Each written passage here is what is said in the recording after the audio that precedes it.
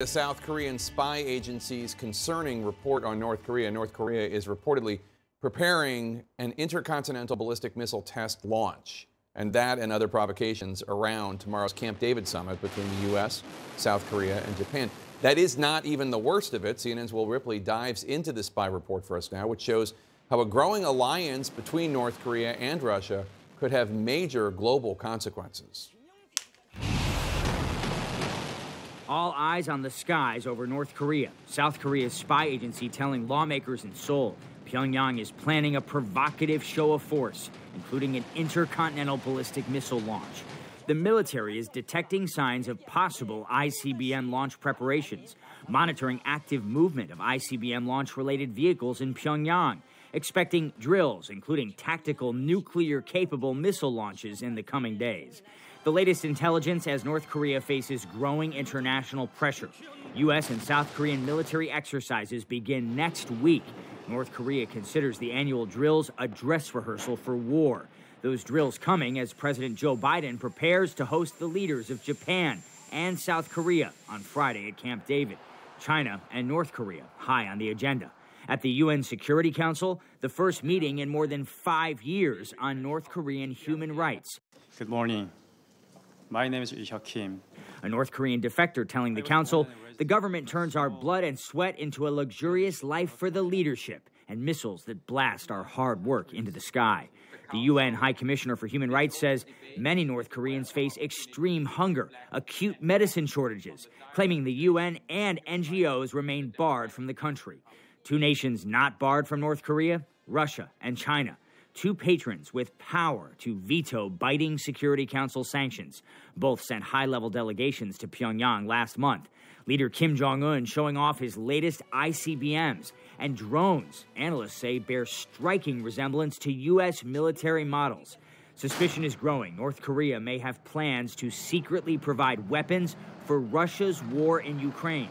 So far, no hard evidence. But South Korea's spy agency expects growing military cooperation, warning of the possible transfer of Russia's core nuclear and missile technology to North Korea. For nations trying to contain the North Korean nuclear threat, analysts say the worst may be yet to come. Will Ripley, CNN. And our thanks to Will Ripley there, joining us now to discuss, along with other topics, National Security Council Coordinator for Strategic Communications at the White House, retired U.S. Navy Admiral John Kirby. Thanks so much for joining us. Appreciate it. So this spy report that we were just talking about says North Korea may have plans to secretly provide weapons for Russia's war in Ukraine, while Russia could possibly transfer core and nuclear missile technology to North Korea.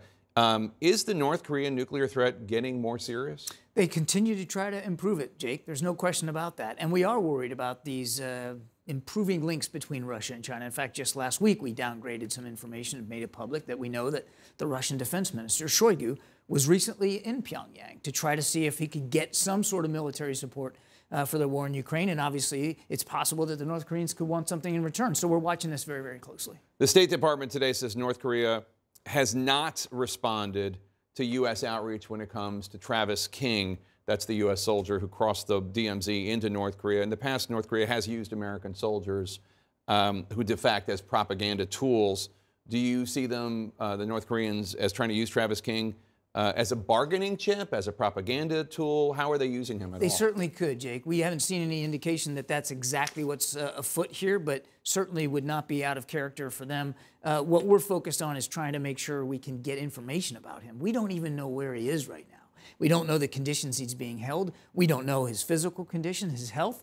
And we have made it clear to the North Koreans through various channels that we want to know those things and we want him back. We want him back. He's an American soldier. We want to get him back safely. But unfortunately, we don't know exactly where they have him or what they plan on doing with him. Speaking of wanting to get an American service member back safely, Lieutenant Ridge Alconis has now been in a Japanese prison for more than a year.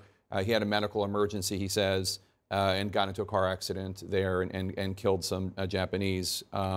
He says he was not treated the same. The family says that he was not treated the same way that normally individuals are treated. And President Biden met with Brittany Alconis after the State of the Union. Yes, he did. And he gave her a big hug, and there was a picture online. Is President Biden going to bring this up with the Japanese Prime Minister? We have routinely and continue to routinely talk about Lieutenant Alconis in this case with Japanese officials. It happens at levels from all the way from him and on down. And our ambassador is engaged on this. I mean, we are still working this out with the Japanese to see what's the realm of the possible here to make sure that, rule of law is respected, but that we make our concerns clear. Yesterday, Secretary of State Antony Blinken spoke on the phone with Paul Whelan, another detained American, this one considered by the State Department to be unfairly detained. He's the U.S. Marine who's in Russia. It's been there for more than 4 years in a Russian prison. Wall Street Journal reporter Evan Gershkovich, also wrongfully detained by the Russians earlier this year. We've reported that the Biden administration is searching for offers that could entice Russia to release both of these Americans, maybe a prisoner swap of sorts. We've reported that the Russians want some Russian spies. We don't have any. We're asking allies if they have any in their prisons. Maybe there's a swap that could happen. Is there any meaningful progress in this? I wish I could tell you that we've got a deal in hand and that the Russians have agreed to it. That's not the case. Now, that's not for lack of trying, and it's not like we haven't put proposals on the table to try to get Mr. Whelan and, quite frankly, Mr. Gershkovich back home to their families, but we just don't have anything to report out right now. We just learned that a Moscow court has charged Russian-born U.S. citizen Gene Spector with espionage. He was already serving a jail term there for bribery. Do you know anything about that? No, I'm afraid we're still digging into that kind of reporting, too. We just don't have any updates. Last week, I spoke to a Gold Star mom who lost her son at Abbey Gate two years ago in Afghanistan, Staff Sergeant Taylor Hoover. She's testified to Congress. In her view, the Biden administration lied to her about how her son died. Here is what she said when I asked her what would she want to say to President Biden if she could. He needs to come out and say, yeah, I made a mistake. I chose wrong.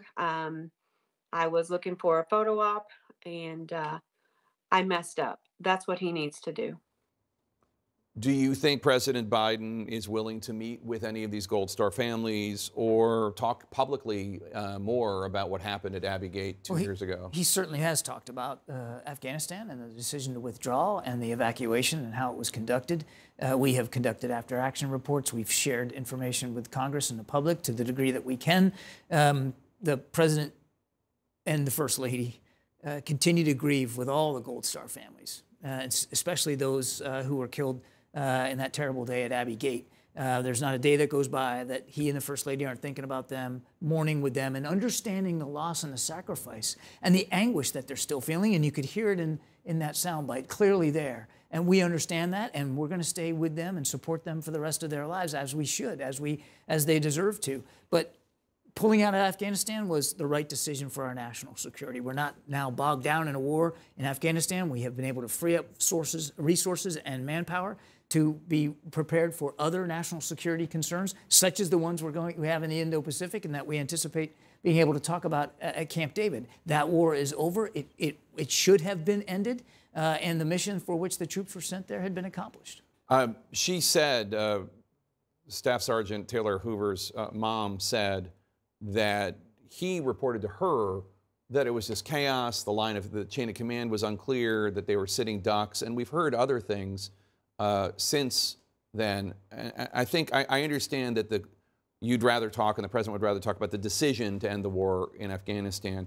I think a lot of people are concerned about how it happened, the implementation of the withdrawal, and why it seems so chaotic, and why warnings about suicide bombers might not have been heeded, and the rest. Look, I think Central Command, who was the overarching military command, did a pretty exhaustive investigation of this, Jake, and they determined that barring any decision that could have impacted mission success, there wasn't much that could be done to prevent that attack from coming, as tragic as it was.